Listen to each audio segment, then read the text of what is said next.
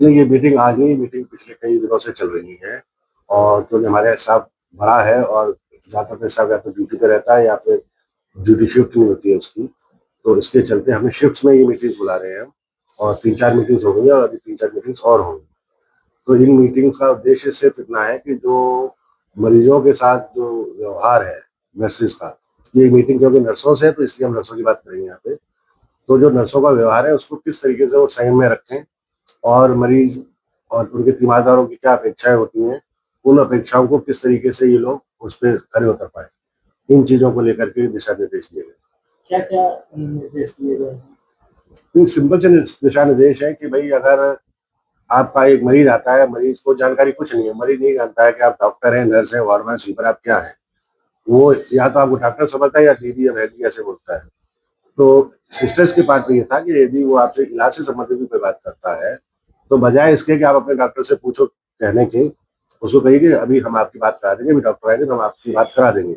इस तरीके से अगर उसको मैनेज करते हैं तो मरीज नाराज नहीं होगा, उसको तसल्ली रहेगी। अच्छा, बेड वाइज नर्सों का हाँ किया जाता हाँ, है? बेड वाइज ये क्या है कि कुछ नर्सेज को हमारे एक्चुअली दो कैटेगरीज में नर्सेज हैं, एक तो परमानेंट है और एक टेम्पररी है।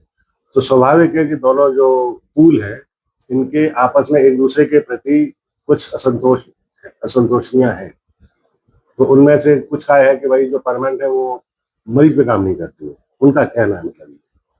और जो परमानेंट उनका कहना है साहब जो संविदा वाले हैं ये अक्सर बैठ जाते हैं बिना सूचना के। तो उनका निस्तारण किया गया है कि भाई अगर वार्ड में जितने भी बेड हैं उनको जितनी नर्सेज वहां पे उनके अनुपात में डिवाइड कर दिया जाएगा, मौखिक तौर पर, लिखित में नहीं करेंगे हम इसको, मौखिक तौर पर होगा। और ये जिम्मेदारी होगी वो आपस में चार्टेंगे, इतने बेड पे हम देखेंगे, इतने बेड पे आप देखेंगे, इतने बेड पे हम देखेंगे। तो इससे जो काम ना करने का जो आरोप है वो नहीं रह पाएगा। और जो इनका लिखा है कि संविदा वाले कर्मचारी अक्सर बैठ जाते हैं बिना बताए, तो उसके लिए हालांकि मैं पूर्व में भी निर्देश दे चुका हूँ और अब मैंने और इसको स्ट्रिक्ट कर दिया है कि यदि कोई भी संविदा नर्स, अभी नर्सों की बात हम इसलिए कर रहे हैं क्योंकि नर्सों की मीटिंग अभी चल रही है, वार्ड वाइज कंसल्टेंट और जेआरस की मीटिंग अभी बाकी है, वो भी हो जाएंगी 15 दिन में, सब कंप्लीट करना है मुझे।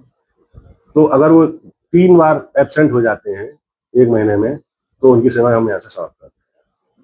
अच्छा सर, नाइट ड्यूटी में मेडिकल ले लेते हैं तो उसको लेके क्या किया गया? कुछ शिकायत नहीं आई थी कि भाई जो थोड़ी प्रभावशाली है, स्वाभाविक है ऐसी बातें होती हैं कि कुछ प्रभावशाली स्टाफ हैं कि उनकी जब नाइट लगती है तो मेडिकल लेके बैठ जाती है, मतलब नटशेल है कि वो नाइट करना नहीं चाहती है।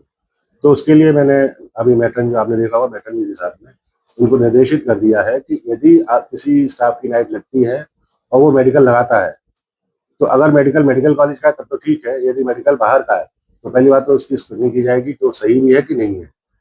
और दूसरी चीज कि अगर उन्होंने इस महीने नाइट थी, उन्होंने मेडिकल ले लिया है, तो अगले महीने जब वो आएंगे तो उनको नाइट